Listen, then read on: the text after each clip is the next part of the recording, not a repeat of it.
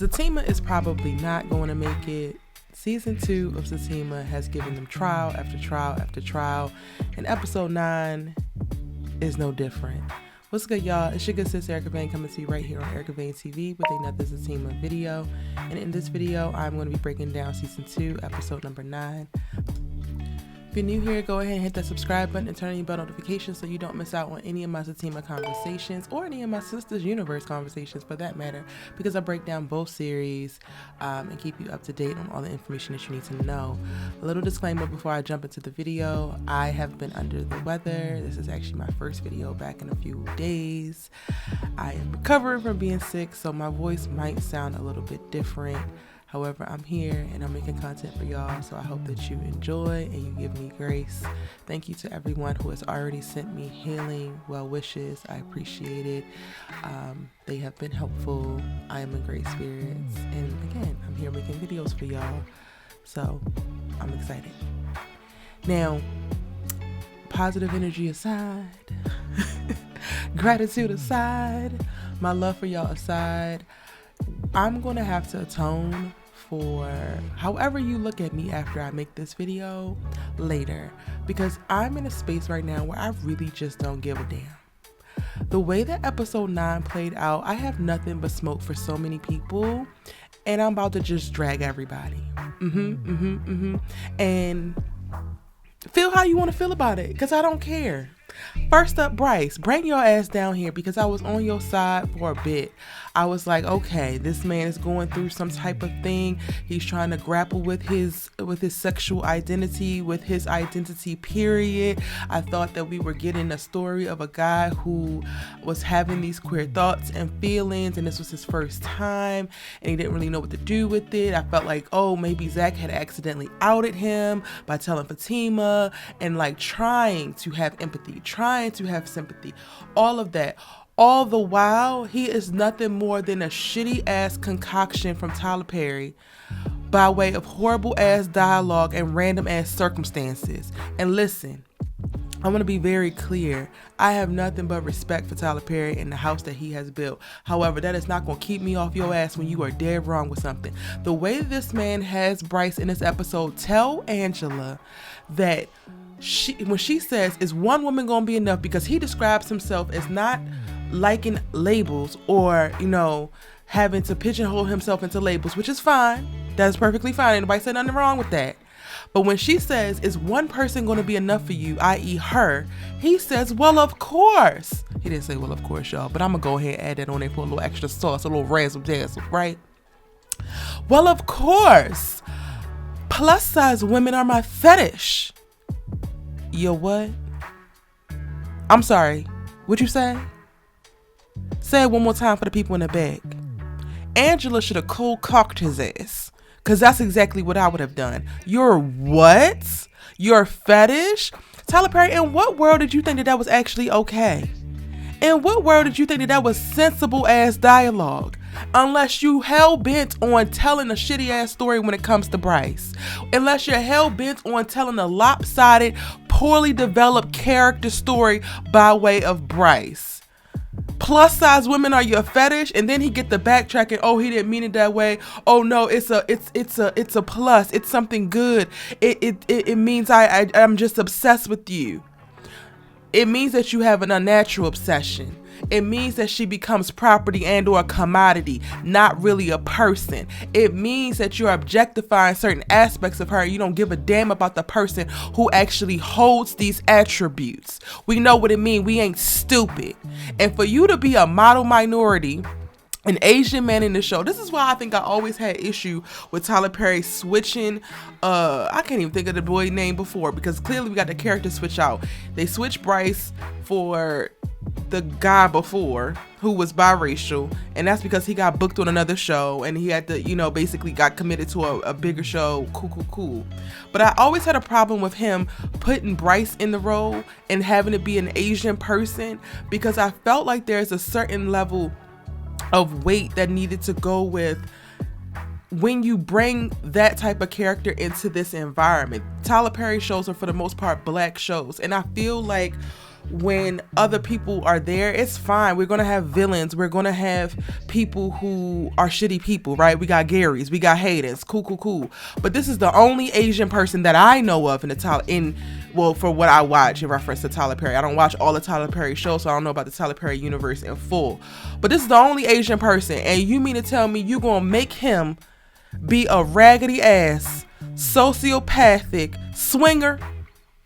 That's what you're going to do? We could have gone ahead and we should have just swapped them out for another biracial star so we can just have another little raggedy ass random black man running around. Like, what are we doing? And not that I'm saying, oh, we gotta have more raggedy black men. That's what I'm saying, y'all. But like, this is the only Asian man, and like what he represents, and for like him to say certain things that he say, I'm just like, why do we think that this is okay? And it will be one thing if you're going to tell a story of a person who has a messed up mind, right? Or tell a story of a person who's going to go on a redemption arc in reference to their messed up mindset or toxicity.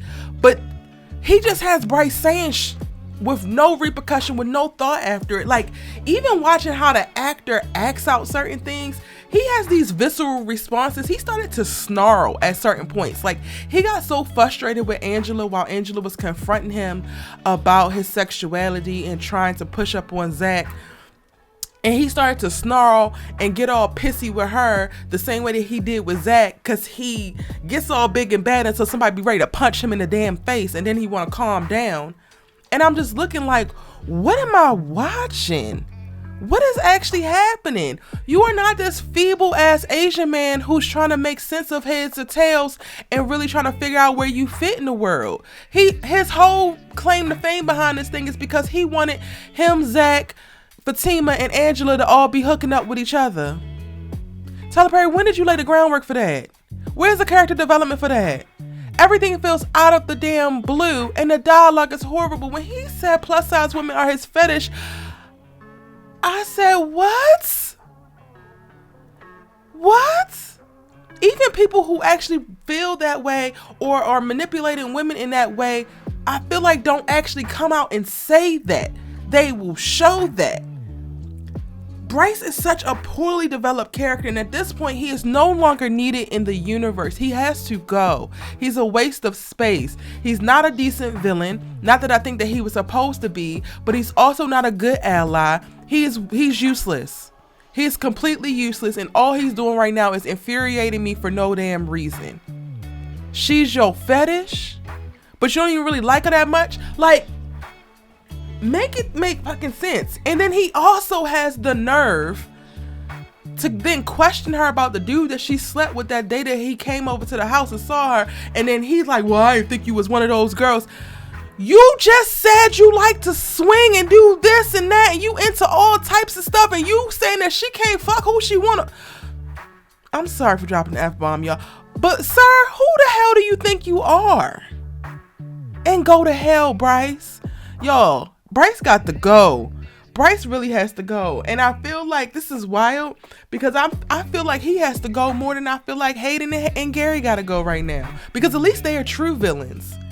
Bryce has been masquerading around as a good guy, and that comes up in conversation in this episode when Fatima and Angela are talking after all of the smoke settles from the dinner, which we're going to talk about. And they're on the phone, and Fatima's like, well, Bryce is a good guy. That's the problem. We have come to a day and age where it's no longer good enough to just be a good guy. Good guys are the ones who don't specifically call you out your name, might not hit you, but that don't mean that they're a good person. That don't mean that they have high integrity. That don't mean that they have other things that make them a decent human being that's worth being in partnership with. Bryce is not the one for Angela. Bryce needs to go out and find people who are doing what he wants to do versus trying to corner Angela into this thing with him because he is so obsessed and fetishizing her. Fatima, you heard that out your mouth. So the fact that you turn around and say that he's still a good guy, as if that's supposed to mean something after he said that out his damn mouth, is wild to me. And this is when I really need Tyler Perry to tighten up when it comes to the dialogue, because the stuff that people say means and that was completely not okay.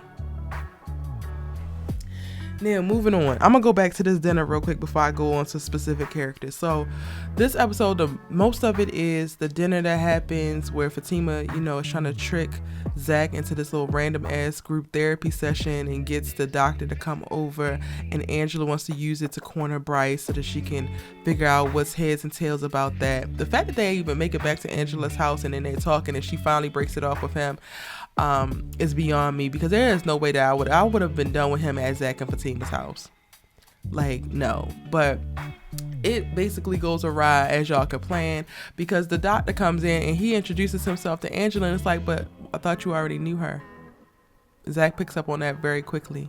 The whole plan was shoddy, because anyway, I'm not gonna tell you how I feel like that could have worked, but it was shoddy. And ZAC has an attitude the entire time. ZAC,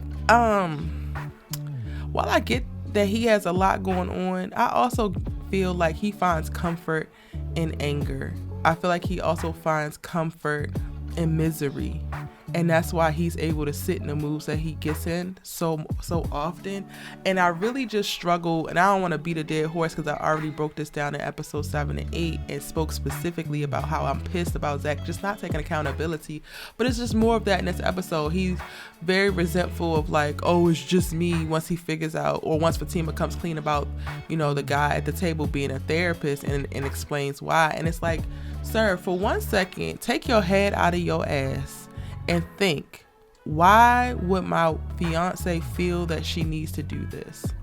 The same fiance that accepted me in this Heather situation, this Karen situation, went in Hayden's house and broke up all his has gone to the moon and back for me, has been down and ready to ride this entire time. He has not stopped at any point and been like, damn, why would she do this? Why does she feel like this is what she needs to do? Versus reducing it down to like, Fatima's mad for no reason, or she just wants to blame me for stuff. And that's the disconnect that I'm just like, I just need him to get or move the hell on. Because at this point, you're miserable, she's miserable, and y'all don't seem like y'all gonna be moving forward anytime soon. So won't you just move away from each other? Honestly, I was watching this and I'm just like, I really don't think that they're going to make it. I felt like there was moments at the table, especially when the doctor started speaking. And he's like, well, can I just offer up what I see? And he basically read everybody, pointed to Angela's insecurities, pointed to how nobody's actually saying how they feel. ZAC points out that that's a problem. He don't like that Fatima don't say how she feels in a moment. But also, ZAC, when she does say how she feels, you invalidate it. When she does say how she feels, you tell her it's a lie. When she does tell you how she feels, you basically reverse guilt trip her ass and try to make her feel bad for the feelings that she do have. So why in the hell would somebody be in a rush to tell you in the moment and not process and not figure out how they're actually going to communicate what they feel like they need to communicate to you, but they also know that the moment that they say it, you're going to dismiss it and or treat it as if it's an attack on you. Why in the hell would she be in a rush to try to say it without trying to figure out something to help herself cope? Because you're not there to help her cope. You're not there to actually listen and receive.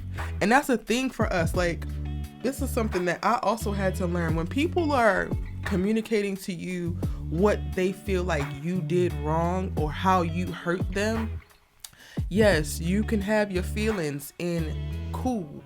You want to defend yourself. But when you really love somebody, the first thing that you want to do is not defend yourself. The first thing that you want to do is listen. The first thing that you want to do is hear the person that you love out and hear it in full. Try to understand what they are saying to you, why they feel the way they feel, and what you could do differently to make them feel differently. You attaching ownership to it has nothing to do with the point of just listening. Like, you don't actually have to accept whatever somebody is saying about you that hurt them to listen to them say it. And ZAC can't even do that. He's immediately rejecting every damn thing. I'm not even gonna go. I'm about to go into a whole little rant about that, and I don't want to do it. So, anyway, the therapist brings up really great points about everybody, and when he gets to ZAC, he points out that, you know, you could tell that you don't have a father figure, so you use your familial relationships or your friend relationships, and those have become the connections and the bonds that would have been there with your father, but you have cultivated with others. And that is why you feel so betrayed from this whole thing with Bryce, and that's also why you could have given off certain feelings to him that he misinterpreted, because y'all could both be looking at the exact same thing in two different ways, and two things could be true. And I'm like, well, go ahead and preach, Mr. Doctor. Thank you very much. If only he had a sensible ass man in his life, unlike his goofy ass friends, to remind him of this, so that he can get off his damn high horse when it comes to Bryce, even though I'm ready for Bryce to go. So I'm actually hoping that they dissolve this whole partnership, because I don't want to see Bryce's character anymore, period. I'm so disgusted, so disappointed, and I'm over it. But that would have helped him release the whole thing with Bryce. Even with Bryce, like, Bryce is communicating, you confused me, you did this. You could feel like, no, I didn't send you any mixed signals. And that could be true, ZAC.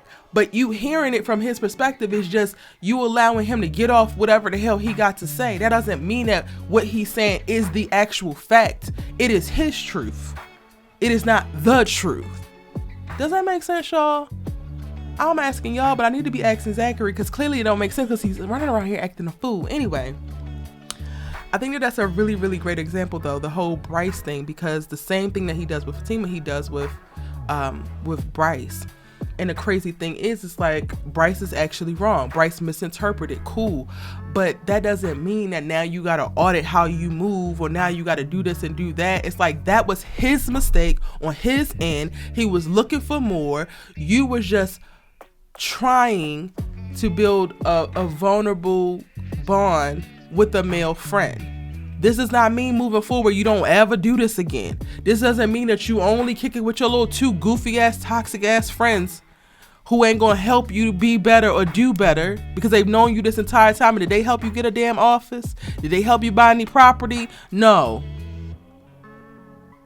It's take what you have gotten from Bryce, recognize it for what it is, correct the action that was inappropriate, that you didn't feel comfortable with, and then stay true to the things that are good for you. But Lord, toxic masculinity is running rampant when it comes to ZAC. Anyway,